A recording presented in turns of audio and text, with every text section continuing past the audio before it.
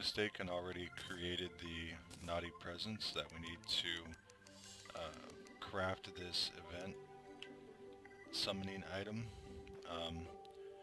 And I went and used all my Ectoplasm and most of my Soul of Fright, I believe. I'm probably not going to do the event more than 3 times. That should be enough to get the items I need, as long as I don't die really early. But yeah, it's simple to make. You need 20 silk, and remember you make silk from the cobwebs that you find everywhere. You just have to craft that at a loom. I have one on top of the base, but that's something we made a long time ago. Ectoplasm find in the dungeon, and Soul of Fright drops from Skeletron Prime. I think that was the 3rd hard mode boss that we fought. So yeah, I've created 3 of those. It is now nighttime, so I'm going to quickly throw that in the storage, grab my gear, and get this event underway. I hope everything goes well. I mean, the strategy is basically the same as the Pumpkin Moon. We're using our custom arena here, and we are just setting everything up to kill the first waves as quickly as possible. I'm going to go ahead and get my buffs activated. Probably should have done this first, but man, what can you do? Alright, get our 2 summons out, and then keep our spells cooking. Now this wave is harder than the Pumpkin Moon, as there are enemies that can attack us up here pretty easily.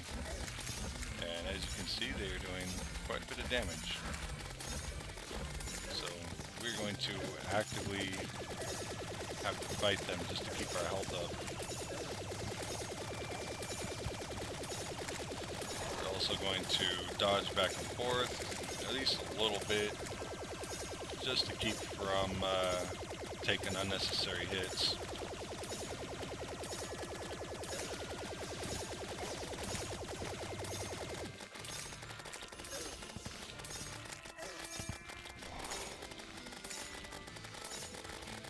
Making good progress. We're already up to wave 6.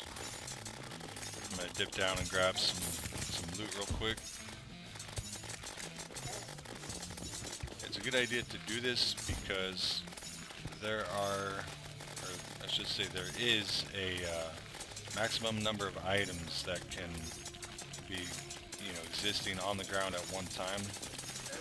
So if we were to do this whole event and then go down to collect things, there's a good chance that some of the gold and possibly even some of the items would have despawned to make room for new items. Gotta keep my spells going. So, really not that much to say. I'm just gonna focus on the fight now.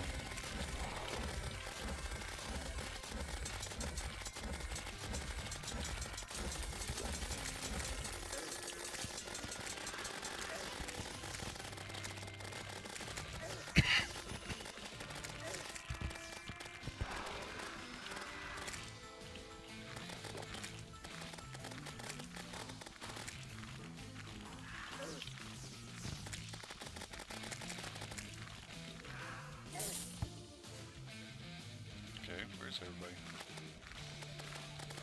That was weird.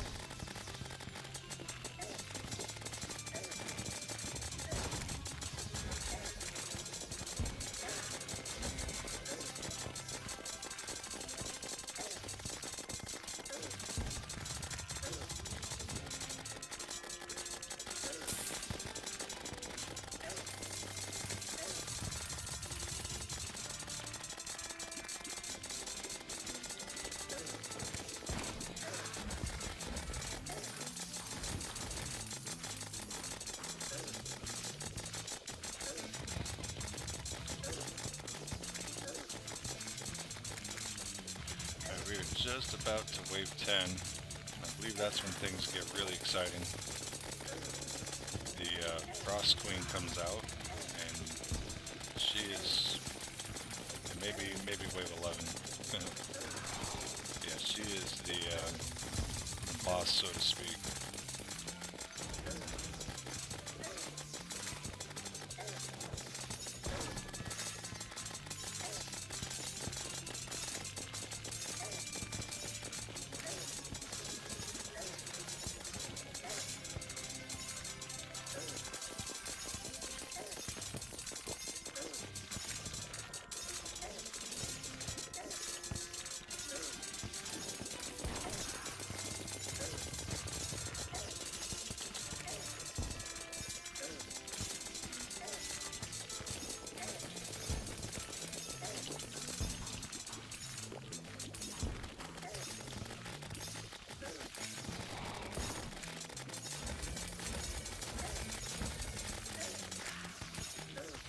There we go, Ice Queen. That's what we're looking for. So she also has the really good drops, so when she shows up, we want to kill her as many times as possible.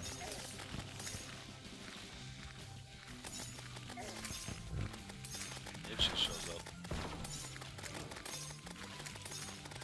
That looks like one of her projectiles.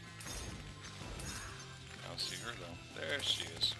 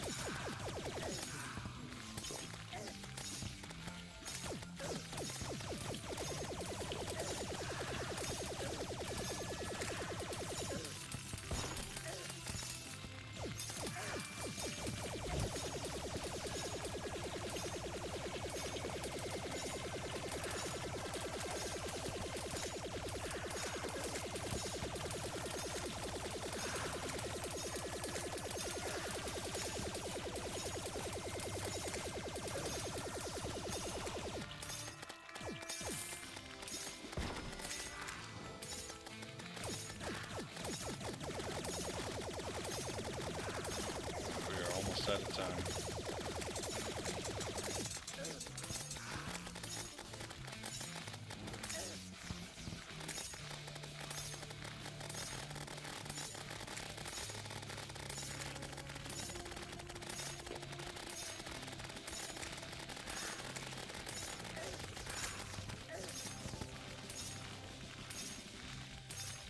Looks like it's over.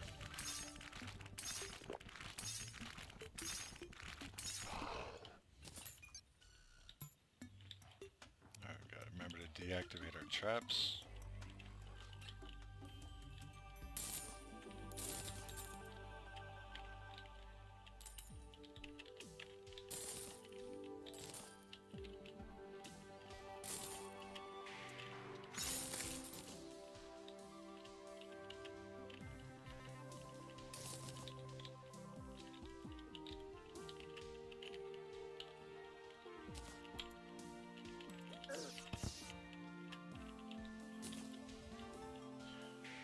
Take a look at what we got.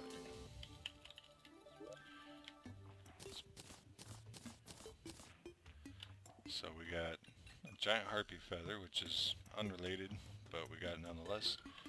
That is one of the easiest early wings to get, since you're up there farming for wyverns anyways. Wyverns, I don't know.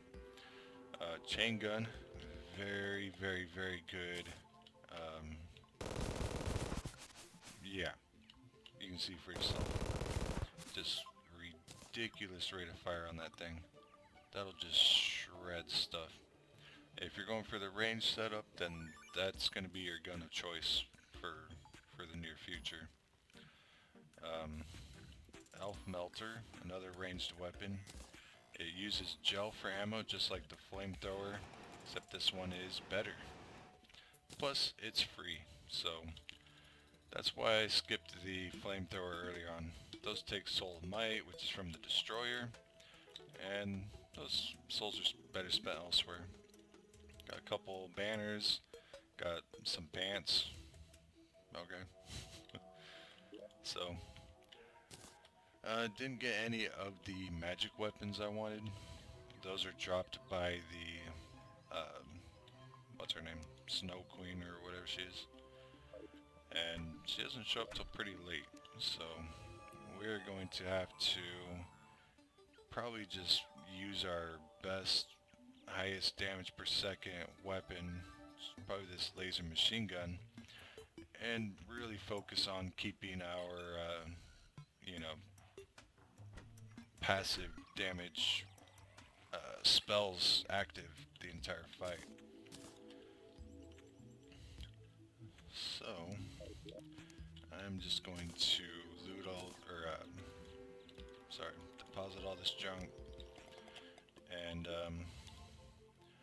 yeah, I basically just have some time to kill before we make another attempt at night. This time I'll have everything ready to go, so as soon as we can start it, and hopefully get a little bit further, kill the Ice Queen a few more times, Snow Queen, whatever, and hopefully get some of those very, very, very overpowered magic weapons that she drops. So we'll be back in a minute. Alright, it's almost time. So this time I'm not going to talk, and hopefully that extra concentration will make all the difference.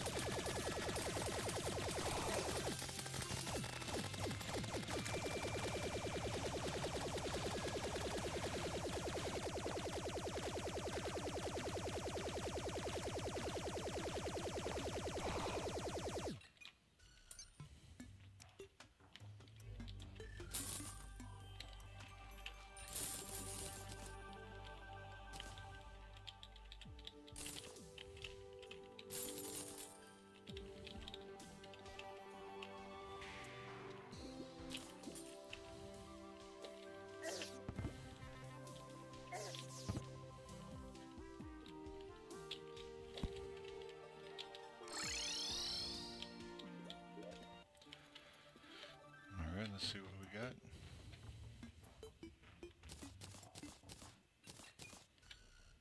Got a bunch more banners. We got a Christmas hook, which is, let's see if it's better than what we have.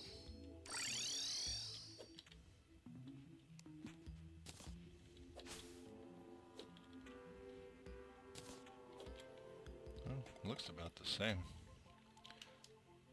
We also got the Ruthless Snowman Cannon, which is a very, very powerful missile launcher. So, not bad, but still not what we're looking for. We really want those magic weapons. I almost made it to wave 15, and just like with the Pumpkin Moon, that's when the drop rate for the rare items goes up immensely. And I'm not anywhere close to dying, so that's a good sign. That means we can be a little bit more aggressive. But as far as damage output, there's not a lot I can do different. This time I forgot to turn the traps on in the beginning. That probably cost us, I don't know, a few seconds maybe. Not enough to really ruin the whole run. So, yeah, we've got another day to look at our setup and see if we can't find some way to squeeze out a little bit more damage. I did move this platform down. I think this was just a little too close to the kill surface and was causing enemies to not spawn as often as they should. So I thought, you know, being this much higher might make the difference. It looked like it helped, but there's still a few times in the earlier waves where I just ran out of things to kill and was just kind of sitting here twiddling my thumbs. But these banners are going to help a lot for the earlier stages. Most of these banners are for the rank and file minion kind of enemies. And anything that helps us kill those quicker is really going to help us get to those higher waves as fast as possible. I may even want to expand the spawn surface a little bit, but then again I might not. I kind of want everything to gather underneath me and get hit by my weapons and my traps, and then anything that moves away is going to get hit by the lava. Oh, another thing that I forgot to do, I didn't use my crystal ball or the table to bring out my second Tempest Staff, Sharknado. I also wonder if a different minion wouldn't be better. The Sharknado is really nice, does a lot of damage per hit, but only hits one thing at a time. So for this next one, I think we'll go back to the Deadly Spear.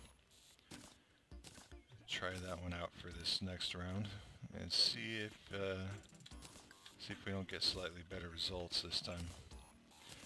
So yeah, once we're all set for round 3, then I will start recording again.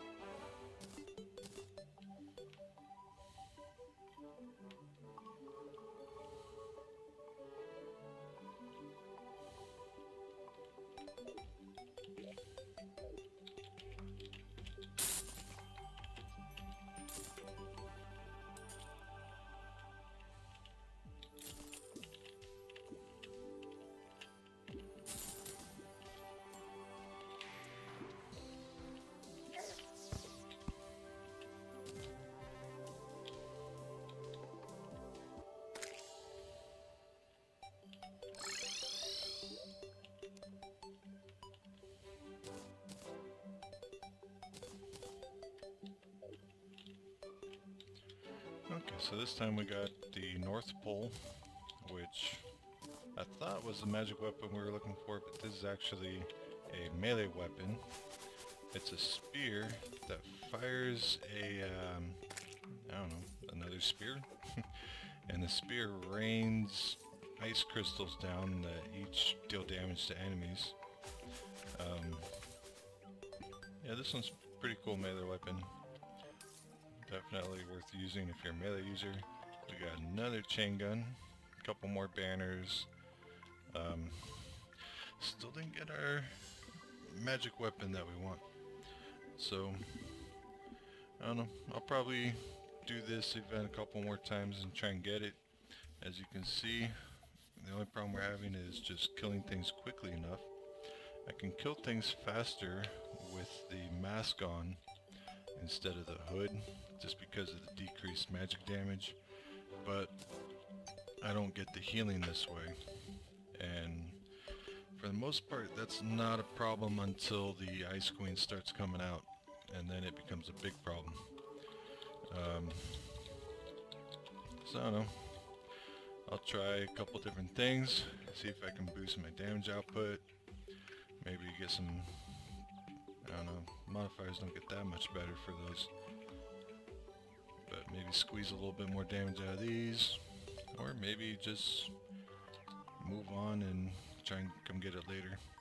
I don't know, I'll probably try it at least one more time, and if I still don't get it, then we'll move on. Either way, hope you enjoyed the episode tonight. Thank you for watching, and we'll see you next time.